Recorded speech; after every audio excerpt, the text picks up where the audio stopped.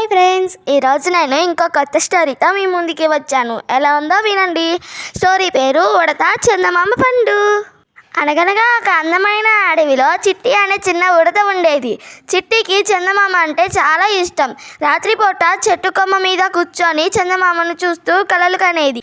ఒకరోజు చిట్టి తన స్నేహితురాలు కుందేలుతో, చందమామ ఎంత తీయగా ఉంటాడో, పండులాగా గుండ్రంగా తెల్లగా మెరుస్తున్నాడు, ఒక్క ముక్క తినాలనుంది అని అంది.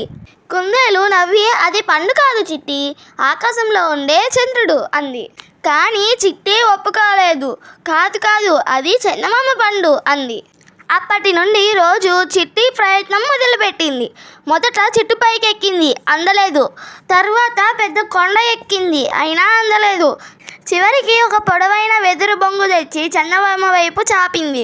అప్పుడే గాలివాన వచ్చి చిట్టిని కింద పడేసింది. చిట్టి ఏడుస్తూ కూర్చుంది. అప్పుడు గుడ్లగూబ వచ్చి, చిట్టి, మనం చందమామను అందుకోలేము. అది మనందరికీ రాత్రి వెలుగు ఇవ్వడానికి ఆకాశంలో ఉంటుంది. కానీ నీకు తీయని పండు కావాలంటే నేను ఒకటి ఇస్తాను అని తన దగ్గర ఉన్న సీతాఫలాన్ని ఇచ్చింది. చిట్టి ఆ పండును కొరికింది. అమ్మో, ఎంత తీయగా ఉందో! చందమామలాగే తెల్లగా మెత్తగా ఉంది. చిట్టి సంతోషంగా గెంతులు వేస్తూ, చందమామను అందుకోలేకపోయినా చందమామ లాంటి పండు దొరికింది, ఇదేనా చందమామ పండు అంది.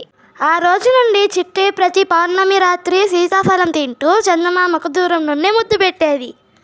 ఈ కథలోని నీతి ఏమనగా, అందని వాటి కోసం బాధపడకు. మన చుట్టూ ఉన్న మంచి వాటిని చూస్తే సంతోషం దానంతట అదే దొరుకుతుంది.